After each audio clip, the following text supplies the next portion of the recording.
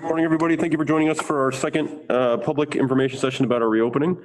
Just a reminder, there is a third one tonight that will be from 6:30 to 8:30 at night. All right. So with that, if you have any questions, please feel free to put it into the chat. I will read through them like last time. If there are some repetitive questions, I may skip over or combine them into one question. Can I start? With that, I want to thank everybody for joining us again. I think the one last week was very successful. We put some of that input into our plan, which, as you know, everything needs to be posted by tomorrow. So I think we're in a very good place. But once again, I appreciate everybody's feedback and everybody's questions, and also people have been sending some excellent solutions. We know this is very challenging. Our goal is to get as much information up on the website as soon as possible. I know people are asking about student schedules. People are asking what the hybrid schedule is going to look like, and they want to know what the synchronous lessons are going to look like once we open. But once again, I want to thank everybody for their questions and everybody for their input. So as you have questions, just put them in the chat, and we'll do the best we can to answer those. And if we can't answer them, we'll take notes, and we'll get those posted on our FAQ.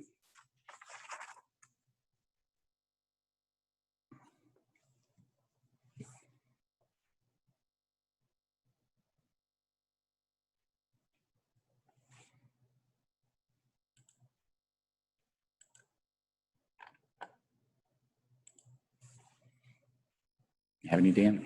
No.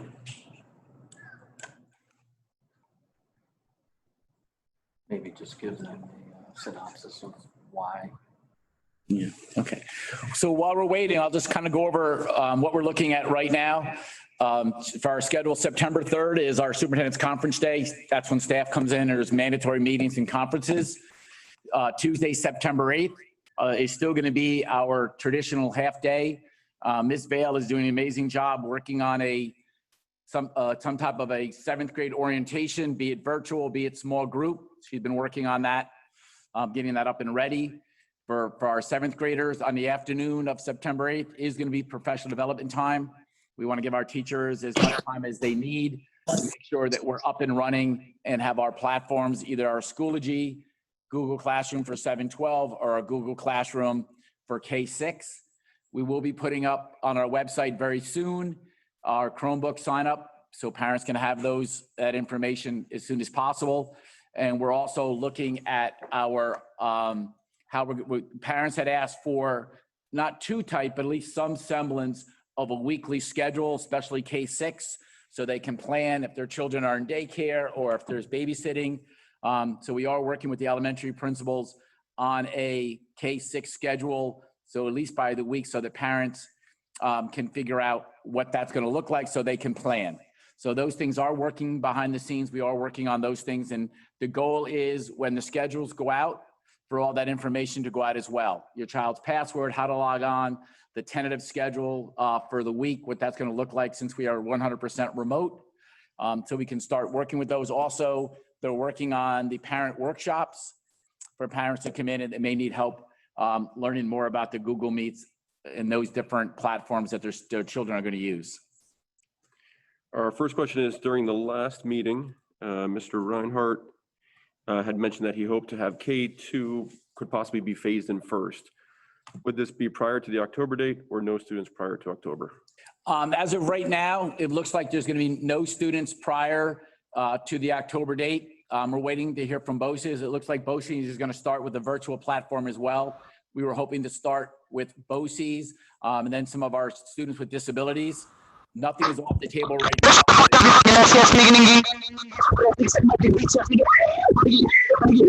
Okay, Brandon? Okay, so that's what we're looking at right now.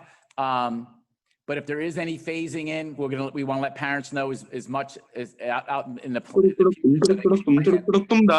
for those. Sorry, we're getting feedback. I don't know why.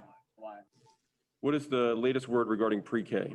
So we're having a phone call this afternoon. Right now, it'll start virtually.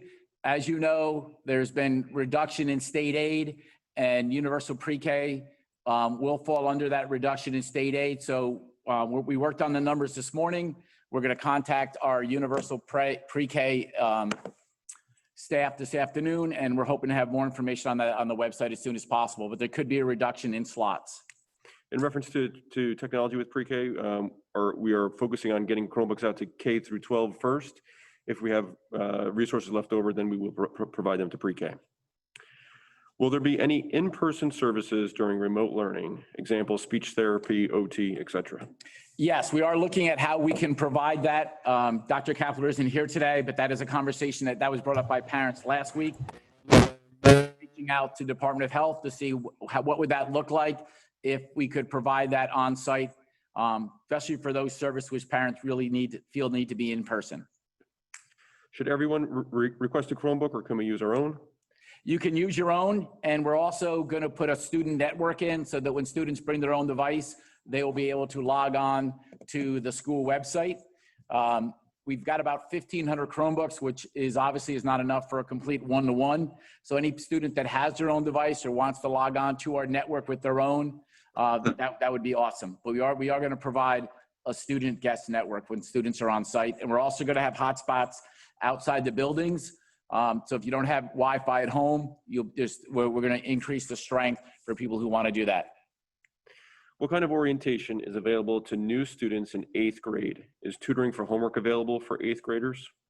So I'll see if we can do a special orientation for people that are coming in 8th grade.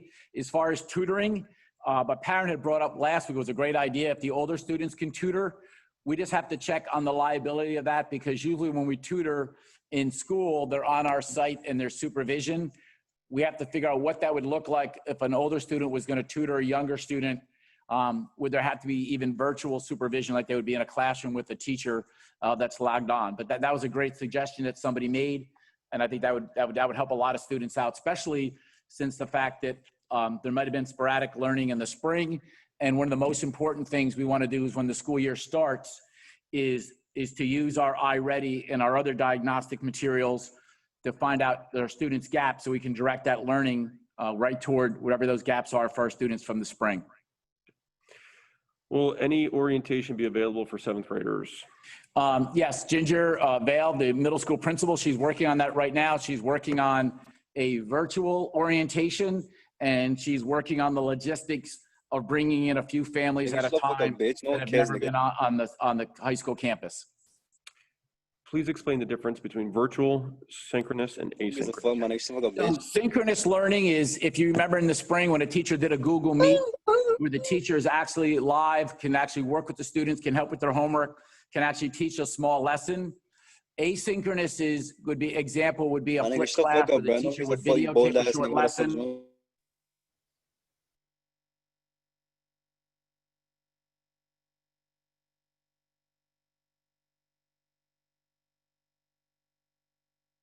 Their academics will be based on the lesson when they were in person.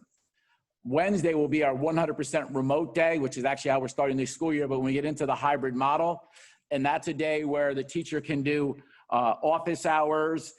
Some of our specials had asked for more time. Some of our higher level teachers that asked if they could do another live session with their students. So that's the difference between those different terms. Now that we will be remote through October, will K6 be still broken up into 2 cohorts, where students are synchronous one day and asynchronous the next? How will that work? Right now, we met with the elementary principals and some of the elementary teachers, and some parents had emailed me about the flipping of elementary being synchronous in the afternoon and then synchronous PM. So what we've gotten back, the feedback from parents, teachers, and the elementary principals is more of a steady schedule for the elementary, where it's consistent on a weekly basis, where there be certain parts in the morning and in the afternoon where it's synchronous, and then activities built in during the day. So we are going to look at that. One of the things that obviously one of the consequences of that will be conflicts.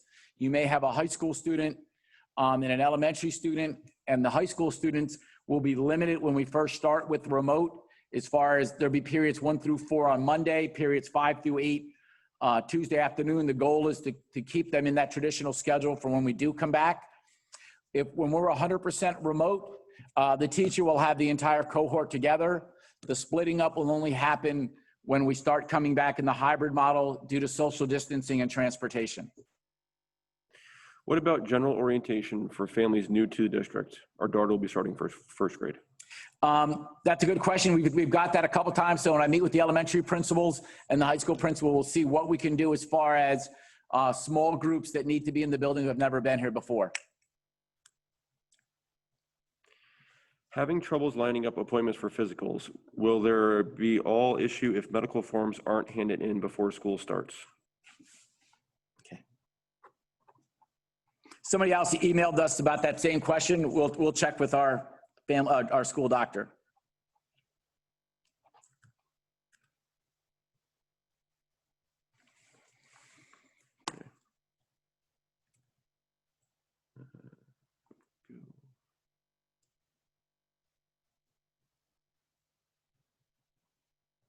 That is it for now. Okay. What do you do if your child does not do computer work? See that one down? I do not. Yeah, Maria.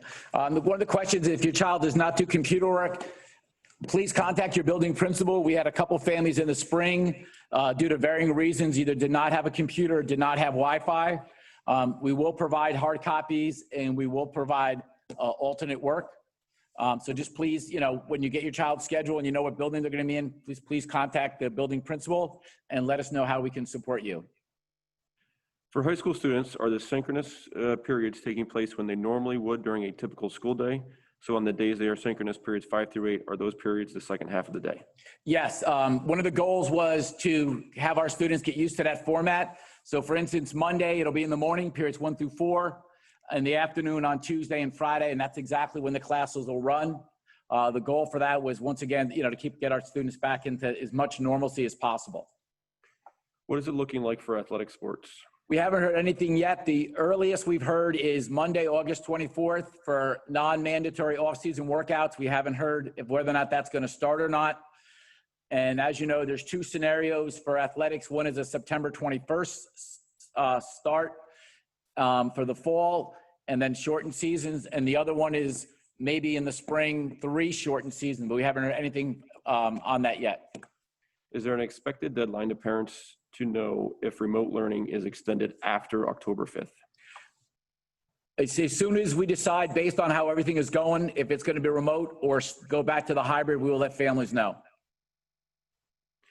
For high school students, how will they manage tech classes since those are traditionally hands-on classes?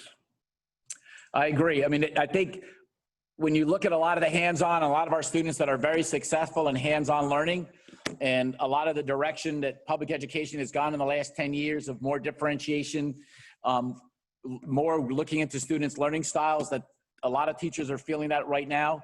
I feel very confident that our staff is going to find ways of teaching the learning standards. But I agree, there's definitely classes where I know the parents are concerned and our staff as well. We do the best we can. That was actually one of the classes that people had asked if they could come back in sooner. But once again, our goal is to start with our students with disabilities, our at-risk students, and our younger grades first. When will we have clear instructions for 8th graders in terms of classes, how to log in, et cetera? As soon as we have the schedules, when the schedules go out, all the log-on information and everything will be sent. We'll also post as much information as we can on our websites. Once scheduled and everything are locked in. Can you talk about school supplies? Will there be traditional lists sent out per grade? I can find on that.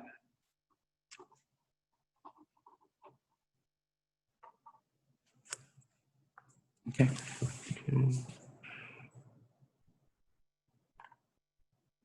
Will teachers be providing daily virtual office hours for students not in synchronous classes from that day? It depends on the teacher's schedule. The goal is, you have to remember, when we're in the hybrid model, our teachers will be teaching their traditional 5 or 6 classes. So on the off days, there'd be no guarantee of a virtual or a synchronous lesson. That's why that'll be the virtual day, because the teachers will be teaching. We are looking at our staffing. Is there a way to make that happen where there can be a touch base? But as of right now, they will be teaching their other 50% of their students. Can we get this information sent to us in paper along with login info so parents can follow on their phones when they're at work to be sure kids are doing the work? Not sure what. So parents requesting the login information also be mailed to them, it sounds like, or on paper so that they have Okay. access to it. Paper login. What to be expected for ninth graders? When should we expect student information?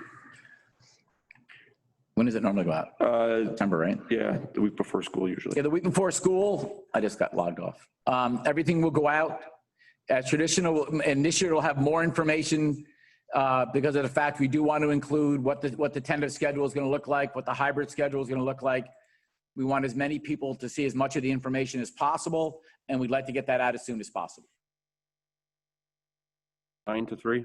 No, the expectation is not like that. That's one of the reasons why, for instance, the high school is only going to go on Monday. Periods 1 through 4 will be synchronous. The afternoon will be virtual, opposite their 5-8. The elementary, they're looking at a few different schedules, maybe with a morning meeting, a mini lesson, then there's an activity where they're not on the computer, and then maybe a few check-ins again in the afternoon. But there's no expectation of a child being in front of the computer for 6 hours. Is the first day of school a half day for students, and will it be done remotely? Yes, the first, actually, everything is remote through October 5th right now. The first day will be a half a day. The afternoon is professional development. A lot of that was already built in.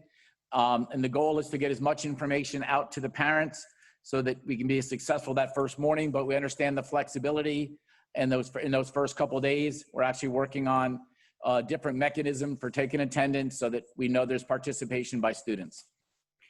What will be done for kindergarten orientation? When will we know the teachers that our students will have this year? Once those class rosters are generated, that'll be pushed out. We're looking at what are our options for elementary, especially for kindergarten that haven't been in the building, haven't even logged on, what we can do. But once again, we have to be very concerned with any guest or anybody we're bringing into the building. We need to keep those numbers very small, but we are definitely going to find a way to help us get through those first couple of days and get everybody logged on and up and running. Will there be an option for full remote for the entire school year in case we don't want our child in the school? Right now, we're just looking for the first quarter, the letter that we put on the website last week to kind of give us an idea. And a lot of that may come from anything that the governor says in the next coming weeks about the school for the rest of the year. When they go back, are students being tested when they arrive? No, we will not be testing students when they arrive at school. But we will be screening. We will be doing the screening and the temperature checks, but it will not be like a COVID testing.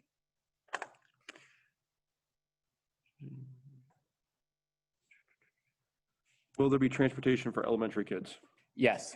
Yep. And we're assuming right now that every student is attending. So there'll be if you take a bus, there'll be a seat for you on the bus. Our next one is more of a comment or suggestion. Can the teachers all use the same communication platform? For example, everyone on Google Classroom. Last year, many of the classes were different, and it confused my son and many of his friends.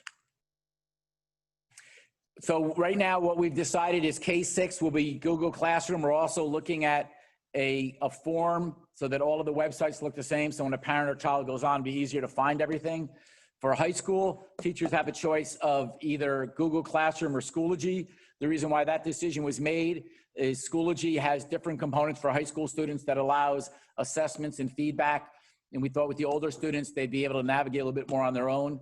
So we're excited about that. So that's the two platforms for 7-12, one platform for K-6.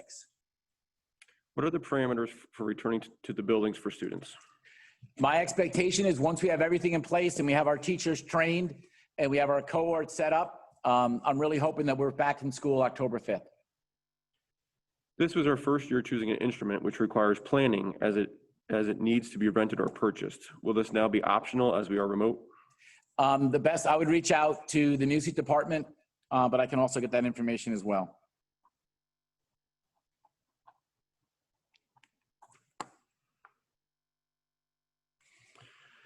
BOCES is starting remotely, but when can they start in person? When they start in person, will there be transportation? Yes, there will. We often receive teacher assignments several days after the first day of school and have to find out who my children have for a teacher the first day. Will they already be set up in classes in Google for the first day? I mean, the goal is to have as much up and running the first day. Like I said, we have September 3rd, but a lot of September 3rd are required training for teachers. I am confident that our staff will do everything they can. I'm not sure if every student will be logged on and be in the classes, but I know my teachers will be working very hard to get as many of the platforms up and running. So when we have that virtual half day, students can log in and start to get to know their teachers and start building those relationships. For my considered 11th grader behind a credit due to scheduling last year, how with remote learning being so difficult for him, keep him up on the credits to graduate? BOCES wants to catch him up. I would reach out to your child's guidance counselor and find out what options we have to recover that credit. And we can go from there. Yeah, this was also a big part of changing the schedule to have 8 academic periods. Yeah, that's one of the advantages this year is we have an 8-period day, whereas last year it was a 7-period day and students had lunch. When and where will high school counselors be working for schedule changes? So our counselors are in the building starting today, actually, and they will be in through the beginning of school. I would wait a week or two to reach out to them because they are fine tuning the schedule and fixing schedules as we speak. How many hours a day is a second grader expected to do actual school subject work? AM equals which hours, PM equals which hours? So like I said, we're working on with the elementary principals to make a tentative schedule. So you'll know the expectation of hours on the computer, hours doing activity. We also understand that, there may be a situation where the work's done at night because of parents or because of siblings. So, the staff's going to be flexible. We want to work with all of our families. The most important thing is just keep us in the loop, communication. If something's not going right, you feel like you need some more supports, please let us know. When will you know which cohort your child is in? Tentatively right now, the math worked out pretty well for A through K, L through Z. We do understand that there's going to be some situations based on siblings or other priorities, but tentatively that's our split. And when the schedules go out, you'll know for sure, but that's a tentative breakup right now. And we understand there'll be some changes for varying reasons, but that's where we're going to start mathematically. Will after-school clubs be held virtually or have clubs been canceled, postponed? We are actually going to start our clubs virtually. We think that's very important. We know the social emotional piece, and we know that students, miss their friends and miss being part of organizations. So we are going to start our clubs and our administrators and our faculty advisors are going to start reaching out and getting those set up. We said a person just apologized. They weren't able to hear what we said about the UPK situation. If you could summarize that. Yeah, sure. So right now, tentatively, for the last year, we ran 5 sections of 16. We recently found out that, as most of you know, there's been conversations about a 20% reduction in state aid. So it looks like there is going to be a reduction in the UPK money. We are going to have a conversation with our UPK provider today and see what that's actually going to look like, and if that would be a reduction in slots, and then if there would be another lottery and how that is set up. Have there been any discussions around what measures it would take for all students to return to school full-time, not in cohorts? The biggest parameters is a changing in CDC guidelines as far as the social distancing and the mask, and which obviously then affects how many students can be in a classroom and transportation. So that's the biggest. When you look at what the CDC guideline says right now, it's a student every other seat, 1 student in a seat unless they're siblings, and a mask. So that pretty much limits us to 22 on a bus. When you look at the 6 feet per student in a classroom, depending on the classroom size, we're pretty much at 12 to 15, depending, not every room is exactly the same in the state. So those parameters would have to change for us to get all of our students back in the building. How will classes credits for voice be handled? Will these types of classes happen remotely? So they will happen remotely. I did reach out to our music department to try to get something down, in writing exactly what to expect, especially for those large performing ensembles. UPK, how will cuts be determined? I don't know, but that's why we're having our conversation with our provider this afternoon. Will each building have separate meeting before the year begins? Pertaining to staff, students, I'm not sure. Yeah, it doesn't say. Sorry. How do we sign up for after-school clubs? We'll find out. I'm not sure if it's going to be an invite because I won't know because it's not like a classroom setup, but we'll work on that. We are still planning on having the morning announcements, so please do check in and watch those videos. And I want to give a shout out for our students. Just received another award. And I thought those morning announcements did a great job in the spring. I think it was such a great way to get up every day and kind of still feel connected. So the advisors, Scott, and all the students did just an amazing job. And I'm really looking forward for that to start up again. But like Mr. Ersick said, you know, they did an amazing job last year of putting out extremely important information. So once again, that'll definitely be a venue we're going to use. Can you describe what the classroom and teachers will look with for kindergartners? Example, face masks, face shields, plexiglass dividers, spaced out desks, et cetera. So right now the desk will be spaced out. It'll be limited to, like I said, most of the classrooms max out about 12 to 15, and students will have masks on. We are looking at ways of mask breaks, and we are looking at ways to use alternate spaces and be outside. Another question in reference to the high school. So what time, so the essence of the question is, will students be following the schedule based on the clock as well? So yeah, so high school students will follow their morning schedule one day and then afternoon schedule the other day. They will follow the actual scheduled times as we have for each period. Yeah. Mm-hmm.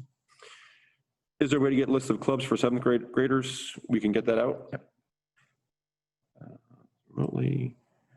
Will you be communicating tonight in the other meeting about UPK or another way? As soon as I have the information, we'll either put it out or we'll go through the provider. But as soon as we have that, yes. Will schedules for junior and senior high school students be mailed home this year or just posted on the parent portal? What did we do last year? We just posted them? I believe it was a combination where they got their first period class, but I think it makes sense this year to Yeah, we might have to mail them and post them on the portal as well. have to do both, yes.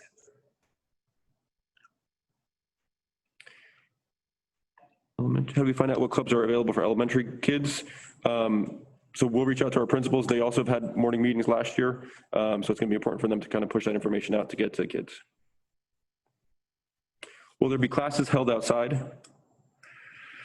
We're looking at whatever options we have. Once again, you know, the most important thing is always student safety. If the weather is nice, it'd be great to have our students outside. They can separate, they can relax a little bit. I mean, I'm sure it's going to be new for a lot of students coming in when people have masks on and the screening and everything. So we're looking at that. The most important thing is that it be done safely. And I know right now, for instance, elementary does have recess. So it does happen. Once again, my most important thing is we want to make sure our students are safe. Will additional staff be hired as bus monitors or custodial staff to maintain social distancing and hygiene? So we will have our traditional staff. We're just going to flex their hours differently. For instance, our custodial staff will come in earlier. So we have more people during the day cleaning, because as of right now, there will not be after school activities in the building. So that'll have more people during the day cleaning.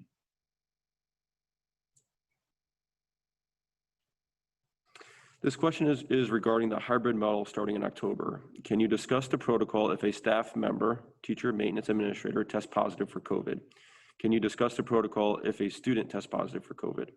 From what I've seen so far, we would defer to the County Department of Health, but it's unclear what that actually means. Do you have thresholds in mind at this time for what constitutes a 48-hour closure cleaning, what doesn't, et cetera? I realize this can change, but can you discuss any of these specifics as they currently stand? So I'll do the best I can. I mean, I agree. It's a very long document. So if it's a case, or we believe it's a case, this person will be isolated. We would call the Department of Health. We have a direct line to them right now. Their Executive Pat Ryan has done an amazing job. We've worked very closely with him and Mark Ryder. So we would call them directly. They would ask us a series of questions. Based on that child could be picked up. And from there, they would contact their family physician.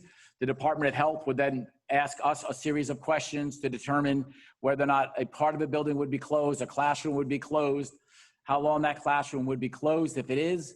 And then there would be determination on self-quarantine, what that would look like.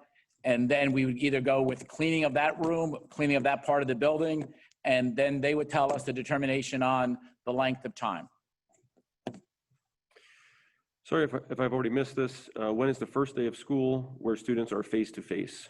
We're hoping right now the first day of school where they're actually in person is October 5th. We're starting September 8th, which will be a half a day, and we're starting 100% remote. There'll be information on the website very soon as far as Chromebook pickup. And also there'll be more information coming out as far as your child's schedule and login information for Google Classroom, the certain platforms that your child used in the spring. I'd like to know what the plan is for preschool age children that were supposed to attend the pre-K program. So pre-K is going to be running, as was said earlier, it might be a reduced number of seats depending on funding. There will be a virtual component for it. The program has said that they would like to be live at least once a week and then provide work to students, either pick up or drop off work. Has there been a large number of new enrollments in the school? I've heard in other districts in the area, the new student enrollment has increased. We actually ran the numbers. We're seeing a change, but we've also had other students move. So at the end of the summer, we're going to actually look at a 3 or 4 year trend. But you're right, we have been monitoring that because I have heard of districts that have had large increases. We haven't seen anything that we look at and go, wow, that's a lot more than we're traditionally used to. But that is a number we are following. In the future, when we attempt in-person learning, I understand that everyone will have his or her temperature taken when entering the building. I realize that a high temperature is one of the most common symptoms of COVID-19.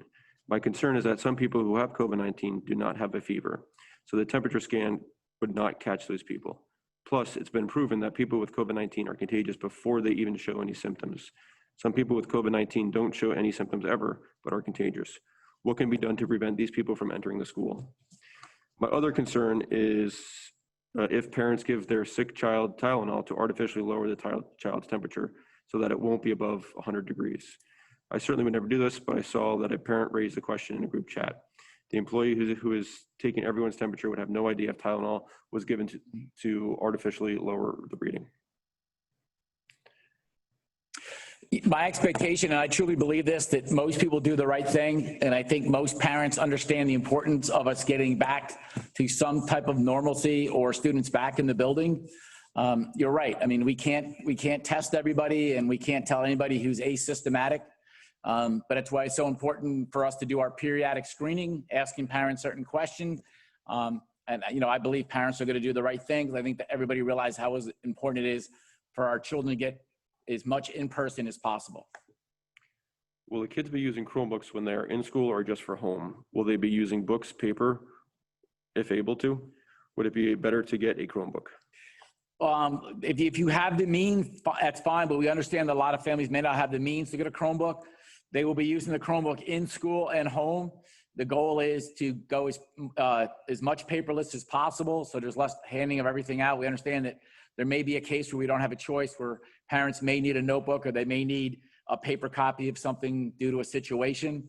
But our goal is as much as we can on the computer, but we do understand there's going to be cases in certain curriculum where that's not going to be feasible. Plus, we also know that younger students do need that ability to practice their numbers, practice their handwriting.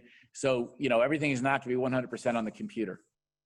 When students log on to their device at home with their school email, will there be a Saugerty Central School District bookmark tab that when students click on, it links to Schoology, Clever, etc. are there? So the Saugerty Central School District tab will be there if on a district Chromebook. Good. As soon as you logged in. Is it good? Yeah. Classroom. Right, once you log into the browser. Yep. When will a technical help phone number be available, for instance, for setting up a new Chromebook for students through Saugerty school system? So we did push that out last year, support. I will repost that on our website. Will there be any online home teaching strategies meetings for parents of early grades 1 through 3 to join through Zoom or similar mode? That's a good idea. That's a good idea, yes. Yeah. Thank you. That's a great idea. So, grade specific. Okay. During remote learning, will teachers be working from home or from school? Teachers will be working in the buildings.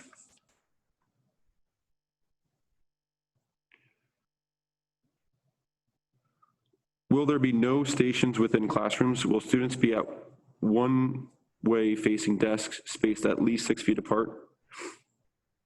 Yes, the desk will be facing the same direction. That's the CDC recommendation. And yeah, that's, the limits of stations is something that, a lot of us who've been in education for a long time, there's nothing better than a great learning station. I remember last year when I was visiting a lot of the elementary schools, and they were putting in iReady and they were doing the math stations. It was great to watch. But you're right. And to start, when we first come back, a lot of those practices will be put on hold in the beginning. We really need to make sure that our students are safe. When it comes to the books, how are students to get those, especially for the core classes like social studies, math, et cetera? We are working on either ways to pick the materials up, similar to the Chromebooks, and similar to the end of the year when parents came and took a slot to get their student stuff out of their locker. But we also understand for some families that could be a difficulty. So we are looking at ways of getting materials pushed out to remote sites like we did for the meals for parents to get what their students need. Where can I find the frequently asked question sheet, and is this document updated? So our frequently asked question sheet is, if you go to our district webpage, at the very top, it says COVID information and resources. If you click that link at the very top, it will take you to our COVID site, where it has our reopening plan, our protocols. If you scroll down towards the bottom, it does have a link to the frequently asked questions on there. Will Chromebooks be available in school for students who use their own devices at home? Yes, we are planning on having a limited amount of Chromebooks in the buildings for those students who either forget their device or do not have their device. The exact number is yet to be determined based on the number of requests that we have. Somebody asked about if the Chromebook preferred. I don't know what's better, iPad or laptop. We have a laptop and iPad for children to use. Well, it's working classroom learning preferred. So just speaking on my own personal level, my own boys use their iPad. It did work with all the devices. It was just an extra step to get into iReady. You had to download the app for that. But it definitely does work. It just might be an extra step along the way. But some of our teachers did have very good steps laid out on their websites to follow. Students are bringing Chromebooks to and from school when hybrid. What happens if the Chromebook is damaged in transit? This is a concern, particularly with young kids. Our Chromebooks are insured. Our Chromebooks are insured. Obviously, personal property would be at your own risk. Is K-6 switching from synchronous learning, or will it only be mornings? So like I said, a lot of the feedback from both the elementary teachers, elementary principal, elementary parents was more of a weekly schedule with the morning meetings, activities in the morning, as well as activities in the afternoon. They wanted it more consistent. So we are working on that, and that will be pushed out. There was concern about having nothing in the morning and just being PM. So that is a schedule we're going to work and refine and get that out to families as soon as possible. I've registered as a guardian on Google Classroom for 2 of my kids since the last few months of school. Do I need to re-register? I did notice that during that time, there were a few classes I had not received updates on. That's something that we will have to get information on and share with everybody, how to get parents enrolled in Google Classroom. With the school lunches, are you going to have the same times and set for pickup lunches for students that attend Saugerty schools? So we are currently working on a pickup schedule for lunches. It will mirror, it may not be exactly the same, just because of different things that are going on. We will get the information out as soon as it is finalized. The difference this time, though, is that accounts will have to be charged for breakfast and lunch. So prior to the start, we will have to get an actual count as to who exactly are requesting these. These will not be free as they were in the spring of last year.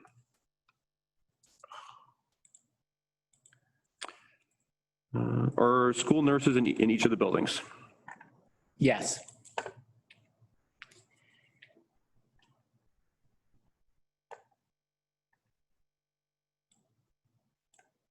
Is that it?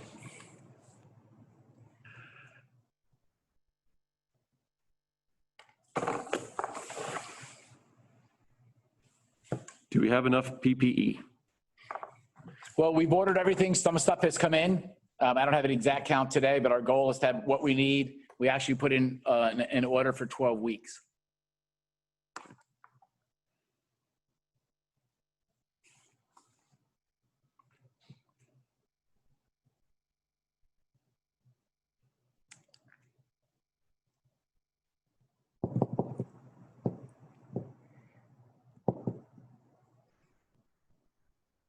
Who is the contact person with the county rapid response team? I can't think his name off the top of the head, but he was in on our conference call last week. I can get that out if people think that'll be helpful. We were very fortunate, like I said, that Executive Pat Ryan, one of his staff members, is going to be directly in contact with the schools. How do parents go filling out the paperwork that would be sent home for the school lunches? So once everything is finalized, I will send everything out through an email blast, a text blast, and then we'll ask our building principals to share it out as well. Okay. If we do go back to school and kids have gym, will the locker rooms be locked up so their Chromebooks are safe? Well, when we start the school year, there'll be no locker rooms and lockers, so they'll be where the gyms are, where they're attending gym. Gym will start a little bit differently, obviously, in the fall. The guidance for anybody that's involved in an activity, social distance, is actually 12 feet. But I will make sure we have security in place. That's a good question. How will students social distance in high school hallways when changing classes? So right now, the goal, we're looking at whether or not we're going to need a staggered bell time, but right now the hallways will be set up either one-way hallways, or you have to walk on a specific side of the hall when you're walking, and also masks have to be on when you're in the hallway. Will we be continually reevaluating what is allowed to be put back in the classroom? I know it's going to be fairly bare of objects and on the walls for cleaning, sharing of germs. I'm concerned about the lack of any educational games, toys, socialization, especially for my children entering kindergarten. So the big thing is we'll start adding stuff as it's safe. As you know, one of the cleaning devices, sanitizer we have is actually like an atomizer, which kind of sprays. So we just have to make sure that it's nothing that can be just first of all, there's always fire hazards.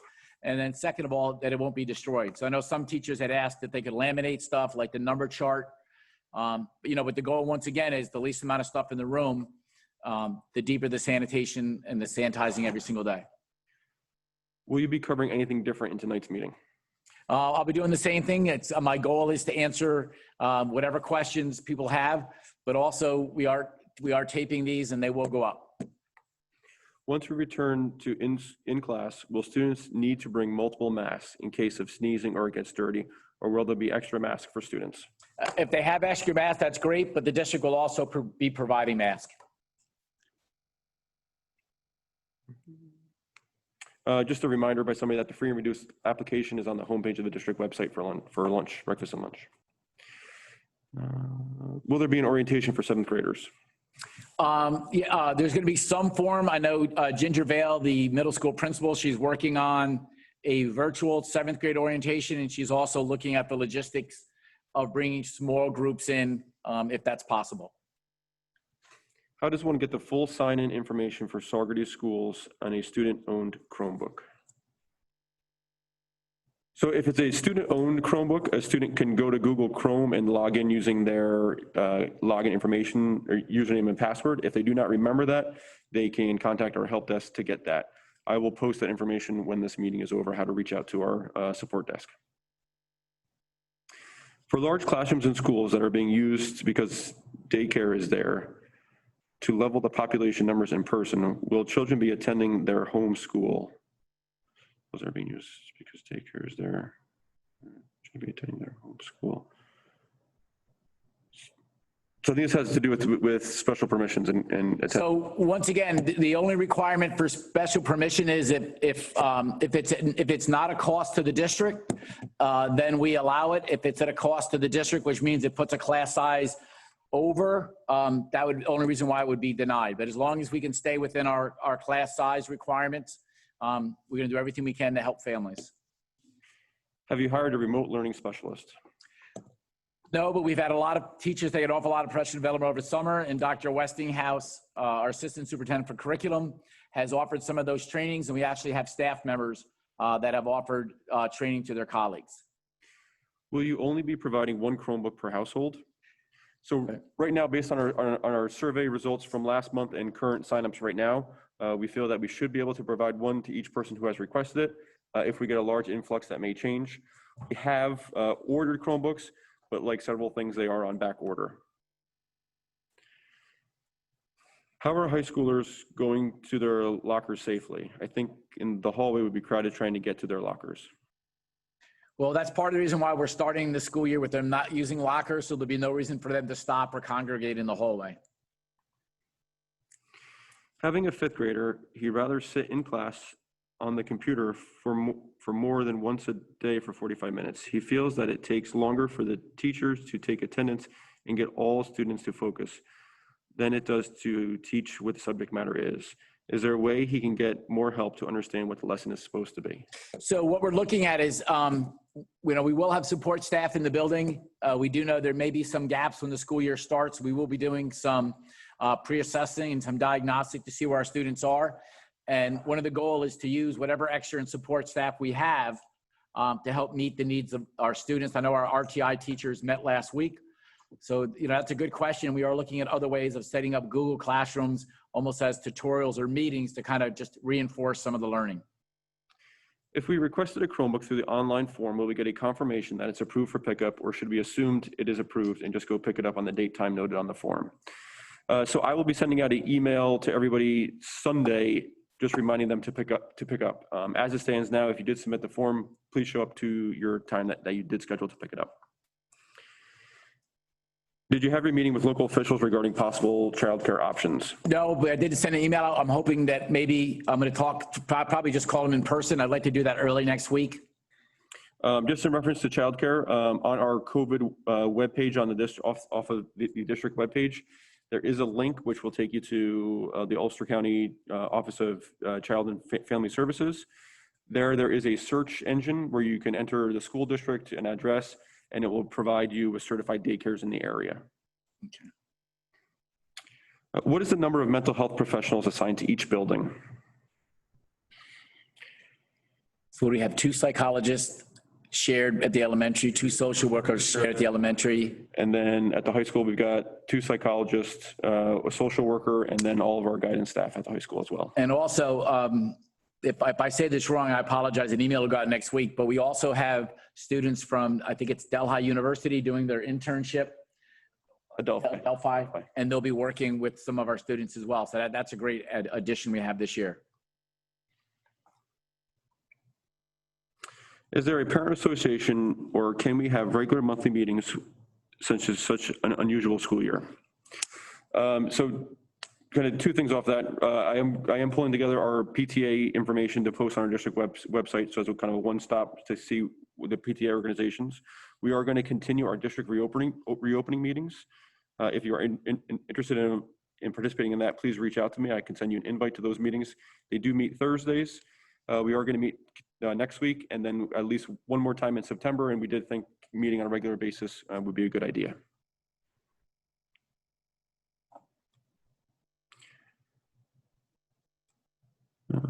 Do the students have to have a Chromebook, or can they bring their own computers to school? You can bring your own computers. There will be a guest network for students to use their own computers. For K through 3, will there be some sort of help for families whose children are not inclined to feel all happy with computer learning? Single child families with 5 through 8-year-olds, either online groups or meeting somehow with social workers or teachers. Excellent. We are looking at ways to set up those support groups. And we know it could be different per grade level or actually specific to buildings. So please, if you're feeling any type of anxiety or things aren't going well, we will have all of our support staff on staff when the school year starts. So please reach out to us. Let us know how we can help. And if it means we have to reach out to the local community for more support, just let us know how we can help you. If schools reopen in person come October 5th, but parents don't feel comfortable sending their children back, whether it be the first quarter or the rest of the school year, will there be an all virtual option for those students? So right now, we've asked for parents to make a commitment. It's not locked in stone. We understand things change through the first quarter, which is the first week in November. We're going to revisit it then, and hopefully we'll receive further guidance from the state of what that would look like. We're going to do the best we can to support all families. But as we bring more and more students in person, logistically, it could be more difficult to support students that are at home as well. But we're going to do everything we can to support those families that want their children in person, and those families who feel the need for their children to be home a little longer. Can you please reintroduce yourselves so we know your names? They're new to the district. So I apologize. My name is Dan Ursig. I'm the Director of Human Resources. And I'm Kirk Reinhardt, I'm the superintendent, and to my right is Mr. Jim Mooney, and he is the vice president of the school board. Is there a way high school teachers can communicate directly with parents? This was lacking in the spring. So we are looking into different ways. That was brought up before. We did have a teacher say that there's a way that when an alert goes to a Google Classroom, we are looking at other platforms that teachers had brought to us. We just have to make sure they follow the privacy laws. Please reiterate how to get onto the Thursday meetings. I will put my email address in the chat. If you're interested in getting into the Thursday meetings, please email me.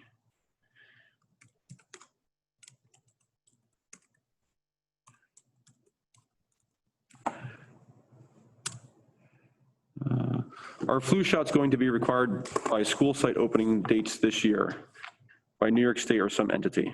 Flu shots aren't required. Are they required? Flu shots aren't. I don't think so. Or not? I haven't heard of anything as far as that, but I can look into it. So going back to special permission, who should we contact to find out if our child's special permission will be granted? That's transportation. Okay. And we can post that information. I think there's a special permission thing, but I can make sure that's up there. You just mentioned a comment through the first quarter. Where do we go to officially commit one way or another to participating in the remote or hybrid model through the first quarter? So if you go to our district webpage, there's a link at the top that says COVID information and resources. Please click that link. About halfway down that page, there's a little bar or a bar that will say, that will have the information to do that. If you click on that, it will open up a Word document, which will tell you where to send the email with all the information that is requested. So once again, please go to our district webpage, then the COVID-19 link at the top, then scroll about halfway down the page. I will try to pull that link and put it in the comment as well right now.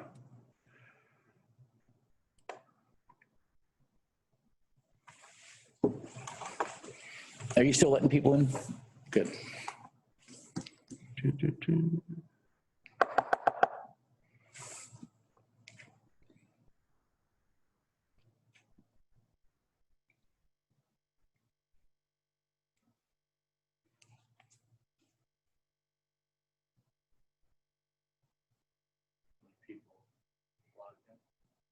Brandon, how many total people? Oh, 107.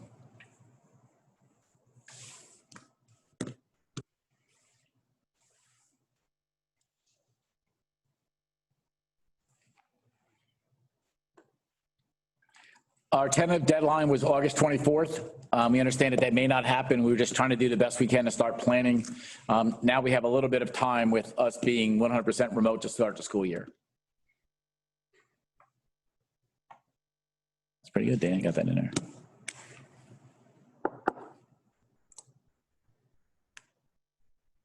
And if you could please share any of this information with the other parents that you speak out in the community, and just reiterate, if they do have questions, they can join us tonight, or they can call or email us at any time. How is social distancing going to be maintained discipline-wise? I mean, I think it's like anything. I mean, our goal is to be positive and remind students the importance of social distancing and wearing their mask. I'm not a big fan of discipline for the sake of discipline. I think that our students who are in the building want to be here. They understand the value of in-person learning. I believe if you give students the rationale for why we're making certain decisions, they'll understand. So that's got to be our job as adults. But I think it's really important, that we keep sending those messages of why we're doing this. Next comment is, just so I understand correctly, all students will have to bring their own devices or receive one from the school. Yes, I mean, so there will be devices in the building. So if you want to use their own device at home and then use a school device in school, we will have some set up for that purpose. But we are expecting our teachers to do more stuff on Google Classroom continuously throughout the year, not just when we are remote. Will high school students have the option to leave school grounds for lunch? No. If the first day is a half day, high schoolers need to log in the AM and follow. Will parents be emailed all the papers to fill out that we normally do the first couple of days? So there, you will have to fill out the required paperwork that has been filled out in the past. We are either working on, you're going to be mailing certain things home as we have done in the past, or there might be a pickup day for everybody to come in and pick up stuff. High schoolers will need to log in. We will get that schedule out as soon as it is finalized.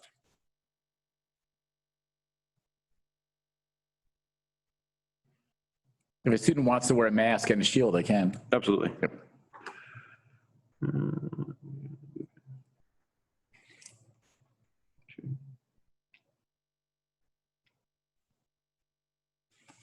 Can you explain the rationale for delaying opening? COVID numbers are lowest now, and summer camps have been operating all summer without outbreaks.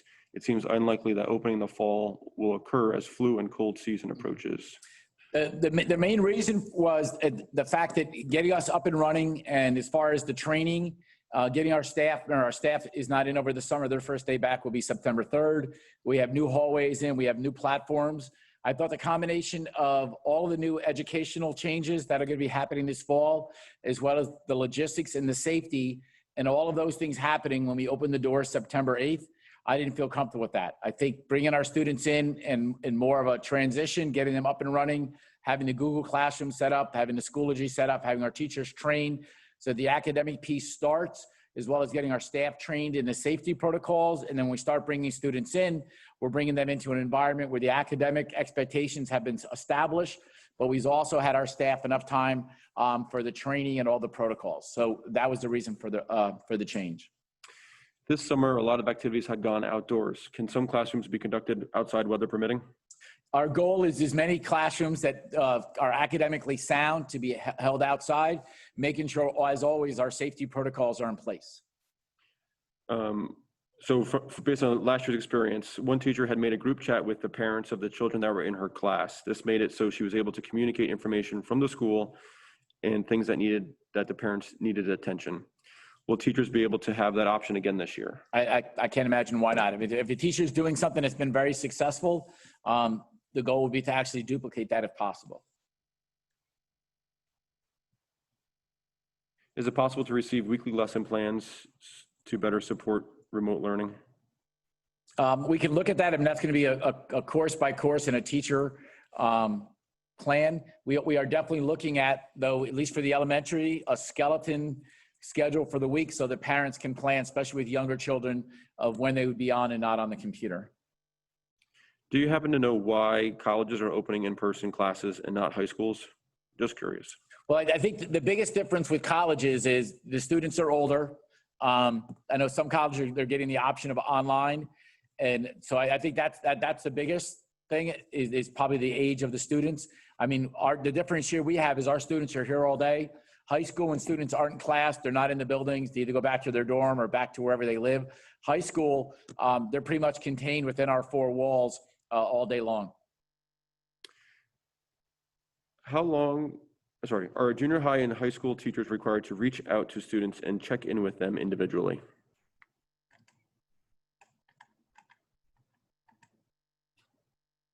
I'm not sure of the question. So our expectation is that one of the requirements for the new state regulations that came out as far as for a hybrid or whatever type of model we use going into the fall is attendance. We are required to take some form of attendance daily. We understand for some families that may be difficult if they're sharing devices or parents don't get home and they're doing their work at night. But our expectation is constant communication with families and students. And if that's not happening, please let us know. How long is spray disinfectant airborne after spraying? And how often is this done in what areas of elementary schools? Is that like the mister? Yeah, I'm not sure exactly how long it actually stays in the air. I do know that once a surface is sprayed, it does need to, the surface needs to dry by itself, I think, for a period of 10 minutes. That being said, the products that we do use are approved for schools to do that. How often is this done in what areas of schools? So we are going to be, continuously cleaning. So when I met with the custodians yesterday, at the high school level, we're going to be identifying rooms that are empty each period so that our staff can go in there, wipe down the desks or use our misters in there. At the elementary levels, it's going to be a coordination of when students might go outside for a mass break or recess to kind of go in there and wipe down those high touch surfaces. In addition, our bathrooms are going to be cleaned more often. And we do have to actually record the times that areas are cleaned. So we're just kind of thinking that, on the back of the bathroom door, there'll be a sheet where the custodian will initial and date and time when they did clean that area. Any changes regarding sports? Not yet. The only thing we're still waiting on is we were hoping that off-season workouts, non-mandatory practices could start August 24th. We haven't heard confirmation on that. The soonest start date that we've heard any possibility would be September 21st, and we haven't heard any confirmation on that either. What is the status of 3rd through 8 standardized testing, including iReady and STAR? We will be using iReady. The advantage of iReady is it's got excellent diagnostic pre-assessments built into it. And one of the most important things when we come back is for our staff to be able to quickly identify the gaps in students' learning based on the spring and the fact we've been out of school for a while. As far as state testing, we have not heard anything as far as the 3 through 8 tests or Regents exams yet. I'm sure we may hear Regents exams first, only because they're offered in January, but we haven't heard anything on any type of standardized test. Have you installed hand sanitizer stations in all schools? Yes, and we're looking at putting in more. Will parents of seniors be offered a virtual meeting to discuss college planning and the filling out of FAFSA forms? That's usually done every year regardless. Yeah. There's a financial aid night that the guidance counselors put on at the high school. So I can't imagine we wouldn't do that. Yeah, Mr. Mooney is saying that that's something that happens every year. We'll just make sure we can figure out the logistics for parents to be able to walk through the FAFSA and their students as well. I'm on the board of the library, and I'm wondering how the community can help best the district during this time, in particular supplementing arts, library, and music. Thank you for reaching out and your support. Yeah. We'll be in touch. Thank you.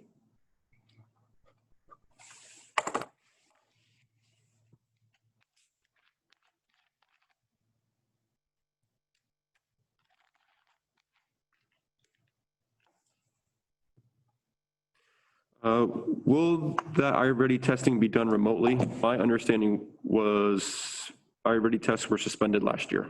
It was at the end of the year, but this year we're looking on a way of giving the diagnostic. Once again, it's so important that we have the best data we can to help our students that may have gaps in their learning or regression to the fact of not being in person.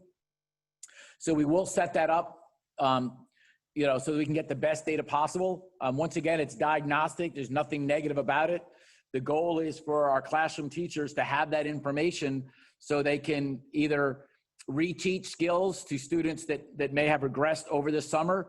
But also, we know that we're going to have students that did really well with the virtual learning, and they may need some enrichment because they didn't have a regression. So the diagnostic material is going to be so important for us to drive instruction so that we're meeting the needs of our individual students and not just teaching to the middle. Will Success Maker be used in addition to iReady? Middle. I'm not familiar with Success Maker, so I'll have to look into that. If I choose to keep my children home when the in-person begins, will they only receive live teaching on Wednesdays? We are looking at options to provide some type of a Google Meet. Once again, we have to work on the logistics because our teachers will be teaching the other 4 days, their full load. So we are looking at if there is an opportunity to provide a Google Classroom during those other opportunities. When in-person learning starts, will the school day be down from 5 to 2 days a week for families who want in-person for their children? Right now, we have to start with just the 2 days a week because of the CDC guidelines on how many students we can have in the building and how many students we can have on the buses.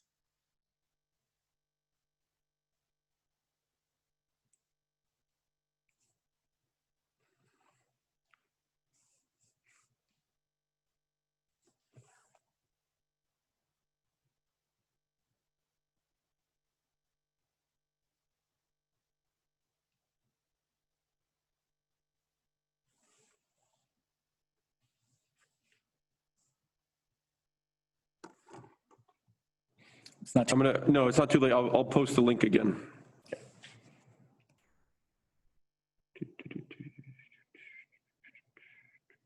Is this font little or is it just me? Yeah, it's small.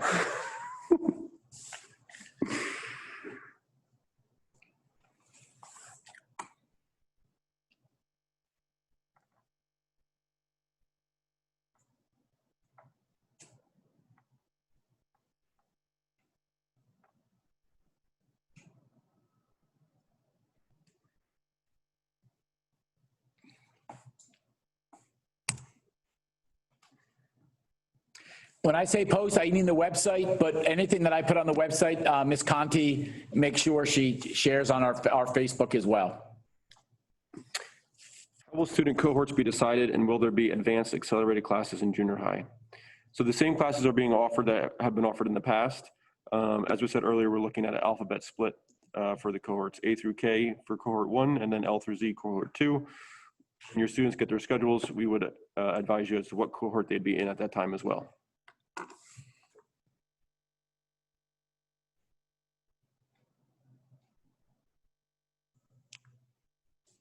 Is there anything special being done for children in special education and IEP programs? I just want to make sure that my son doesn't fall behind. Thank you for that. I mean, that's a concern of all of us. We want to make sure that all of our students, we're meeting all of their individual needs.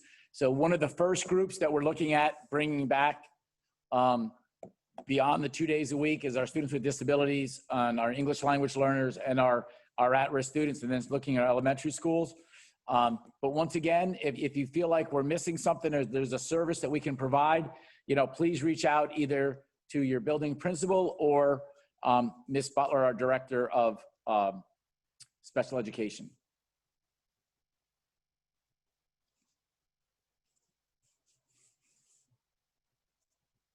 How many students are allowed on the bus? Right now, based on our large buses is 22. That's one student per seat unless they're a sibling with a mask on. Some of our other smaller buses, those are going to be limited based on those same constraints. So we have buses that aren't the large 66 ones, and they will have less. If we have children with different last names, who do we contact to request they be put onto the same cohort? They will be put on the same cohort, but if you want to contact transportation, as those lists become finalized, we'll do the best we can to meet the needs of parents, but it may also come to how well we can balance the classes in person. But we'll definitely make sure they're in the same cohort, just may not be one or two. When will teacher assignments cohorts be sent out? They're going to be distributed at the same time frame as they've been in the past, usually the week before school. Before school. In the mail.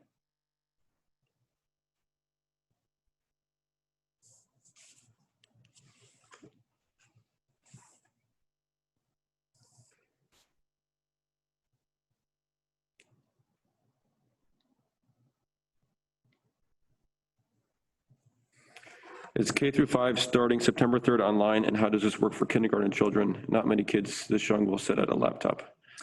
Actually, the September 3rd is a professional development day for staff. Our first actual day of remote learning will be September 8th.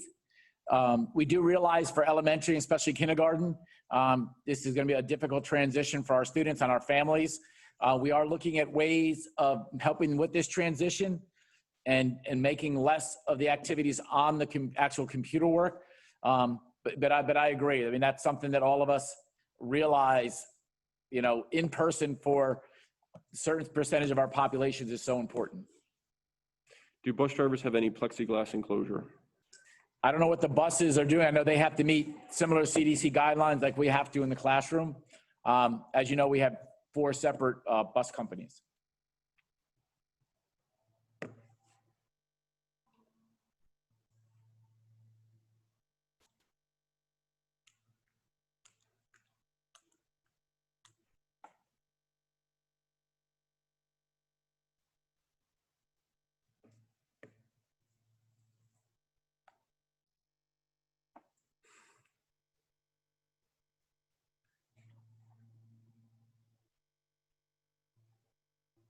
Will you have separate rooms for students who are not feeling well, or will they all be in the nurse's office? We'll actually have, you want to talk this or want to talk? We actually have, go ahead, Dan. So we actually had to set up isolation rooms where students who are displaying symptoms have to go. We will have that staffed by somebody to, obviously, the child will be screened, then that room will be staffed to supervise the student. Will there be any storybooks or math texts or paperwork in packets handed out to second graders during remote time? Yes, we have talked with our building leaders and teachers about the best way to distribute those materials. Once that plan is finalized, we will get that out. There was also talk of maybe having periodic either pickup or drop off with school materials. So for instance, maybe the second Tuesday of the month could be the pickup day, for instance.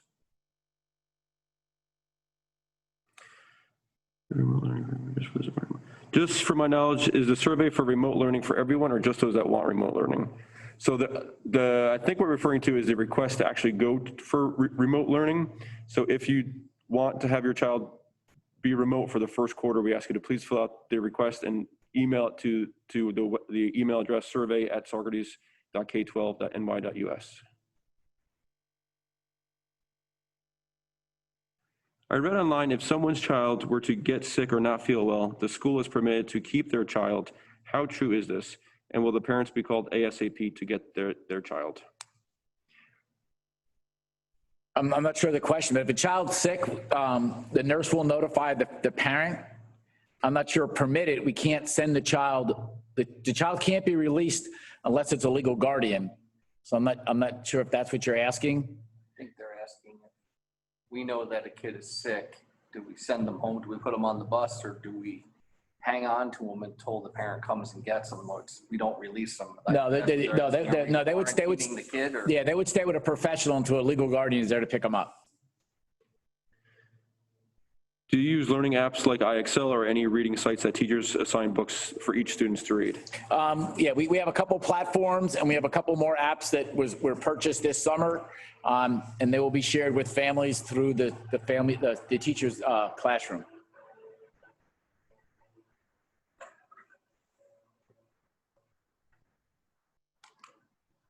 How are you going to be able to determine if it's COVID or a common cold flu? Is every symptom consistent COVID?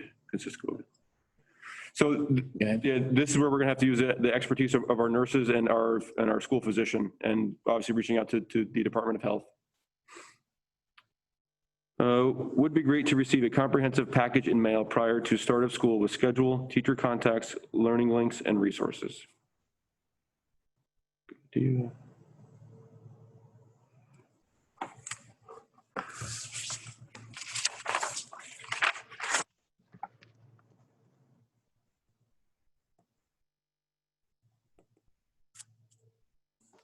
How will students be placed into their Google Classrooms?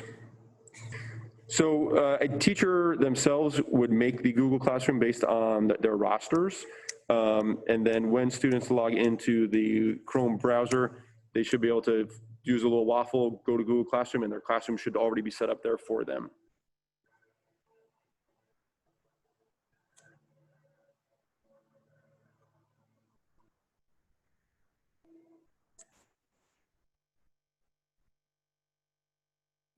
Thank you, Brandon. Do you want me to close the door?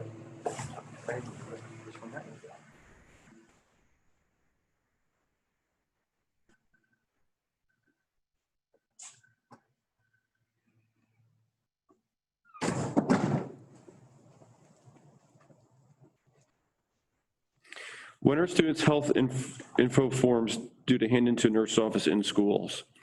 We are working on plans to collect all the information. You'll get the yearly demographic form. It's going to be ever important this year, or more important this year, to make sure that the information is correct in our system.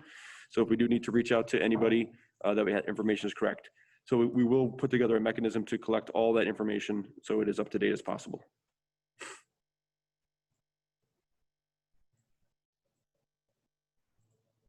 They should have also received that in the mail already. I know we have updated immunizations and.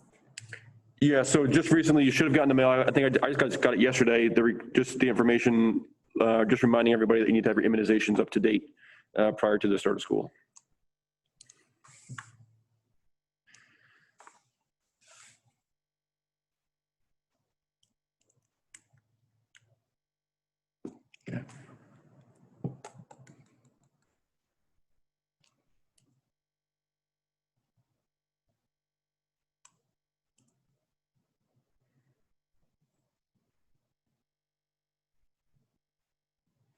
Did you say the forms went out yesterday?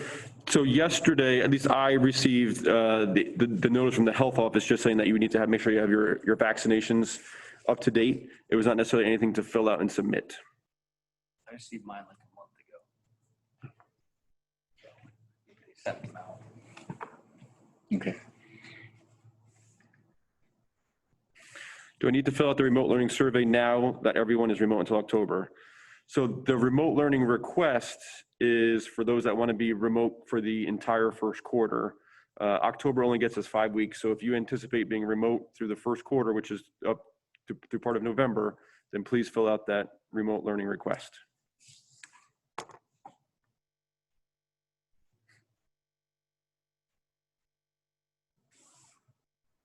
Let me get that request link.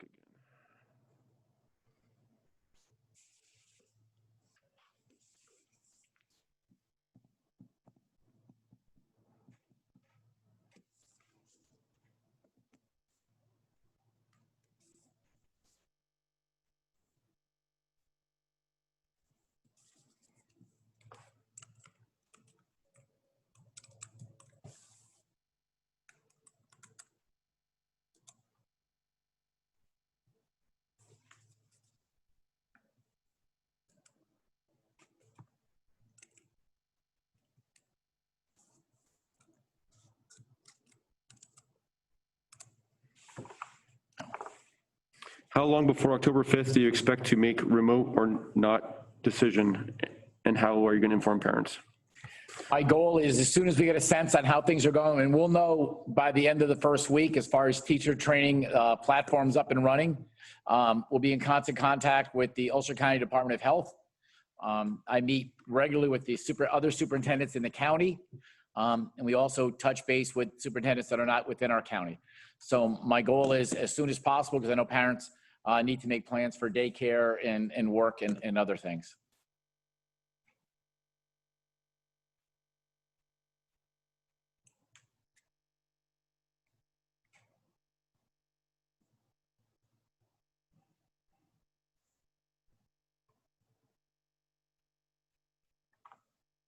Do you foresee a change to our school calendar due to these unusual circumstances?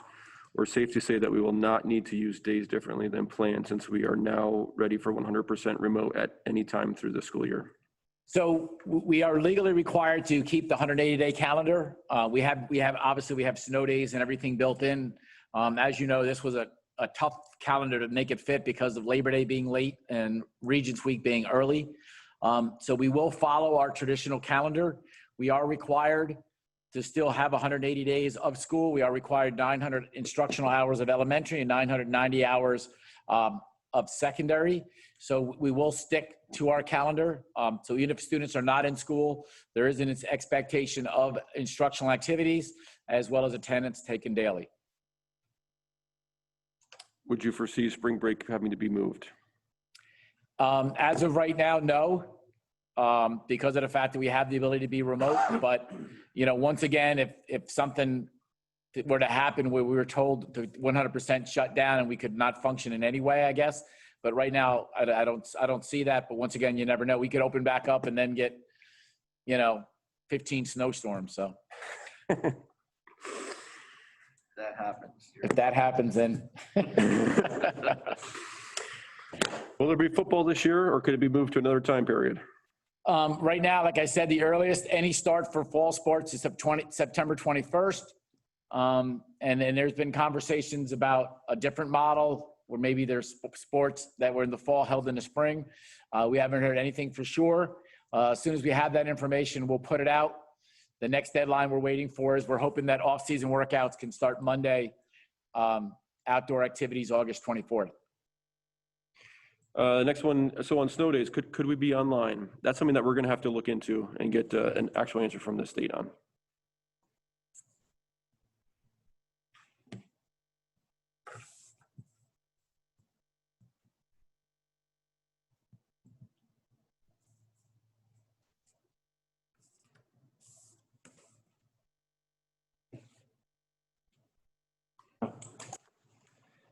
Figure you'd want to have the snow days.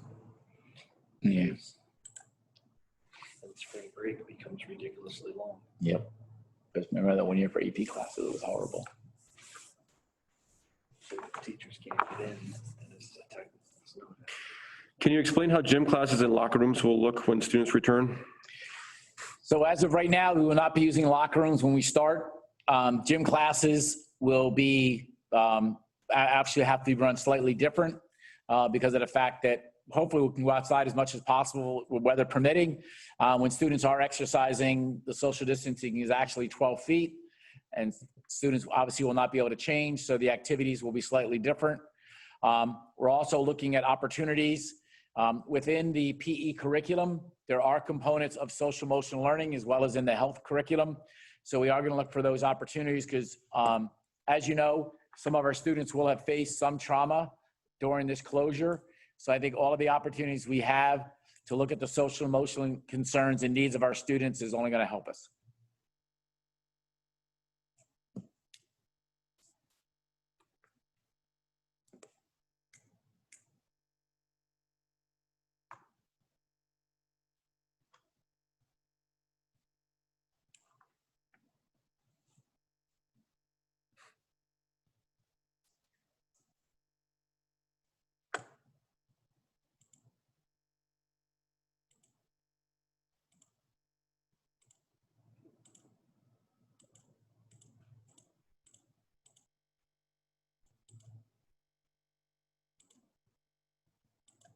People logged off. Yeah, we're down to 80 something.